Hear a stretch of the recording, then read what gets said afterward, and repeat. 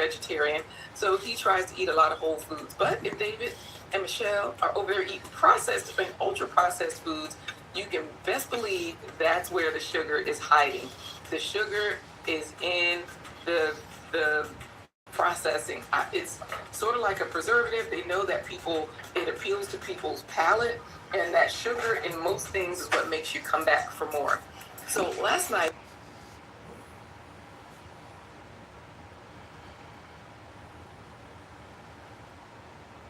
hey guys, 420 Scene here. Thank you so much for stopping by and vibing with me. I hope everyone's having themselves a super fire, super fly, stony day. Let me know what you're toking on and where you watch the video from. I always like to know. Should have dropped that like, subscribe, and if you want access to all my secret, unlisted grow and smoke videos, like our Purple Honey Run from in-house, our super fire VIP Discord community, or if you want to get some one-on-one grow help, totally check us out on Patreon. I'm going to have the link in the upper right-hand corner over here. Today we're going to talk about some ways you can save some money and some of your energy for your indoor grow by following a few key tips and tricks so you can grow economically and get the most out of your grow without spending an arm and a leg. I mean, really, who's trying to spend an arm and a leg right now with this economy, bruh? Also, be sure to follow us on Twitch. We've been streaming on weekday mornings lately, playing some Dead by Daylight. If you guys have Amazon Prime, help support us by becoming an Amazon Prime sub. Link is going to be in the upper right-hand corner over here, and it's also going to be in the description below. So I did a little bit of research as well to see if maybe, I don't know, if there's anything I can do as well to save a little bit of money on my grow bill. And it all starts with your lighting. I still see people use it, believe it or not, it's crazy. People are still using those Blurple lights from like 2015, 2016. Like, what are you doing, all right? You already know those super old LEDs that would just kill your electric bill marginally less than your HPS lights. A lot of you might not know this because I didn't know this, but your lighting factor is a lot more than you might realize. Like, it made me realize a little bit more when it comes to consuming energy. So over 30% of that is emissions, to over 25% ventilation, about 20% of air conditioning. And what I mean by that is because of your lights, there are other things there are other factors that you need to use and consider in order to make everything work. And if you don't have ventilation and air conditioning, you pretty much have no airflow and nothing to cool your ladies down. So in other words, you're fucked.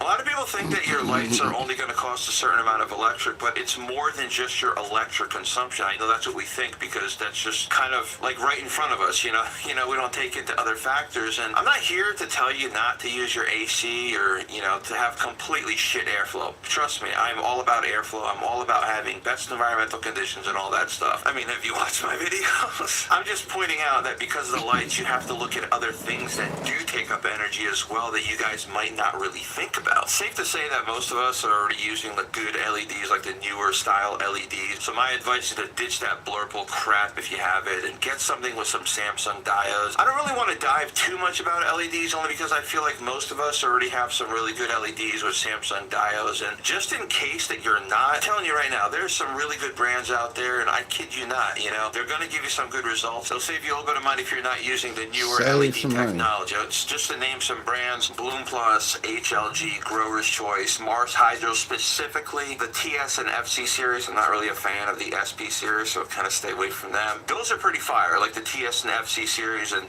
Bloom Plus, HLG, Grower's Choice, all the stuff that I was mentioning. It is pretty fire. So I'm saying there is a lot of good options out there as far as lighting goes. Also, another thing I want to talk about is, remember a few videos ago I was talking about PPFD specifically? The best way to utilize your lights so that way you're not wasting energy is to nail your PPFD in accordance to what your light intensity should be. This is really good practice, especially if you have a new light and you're not really sure as far as like what the distance should be in accordance to what the light intensity is. It's just a great way of getting to know your LEDs. I said this before in other videos, but in case you just don't want to skim through them, or maybe this is one of your very first videos you're watching, in veg you want to stay between 400 500 ppfd. During flower you want to stay around 800 to 900 ppfd. So what you want to do is, before you start doing your run, set everything up with your lights without your ladies in your spaces. Make sure you have everything set up the way you want it, and play around with the different light heights. So let's just say that you're going to be transplanting and you're already in the veg stage. Obviously, mostly when you transplant, you are going to be in the veg stage. What you want to do is you want to adjust your light so that way they're hitting that 400 to 500 ppfd. You want to stay in between there, and also take into account the height of your container and the height of your lady. So I mean, you got to take everything into consideration. You can't just go with the light distance because you also have to compensate for the height of all your stuff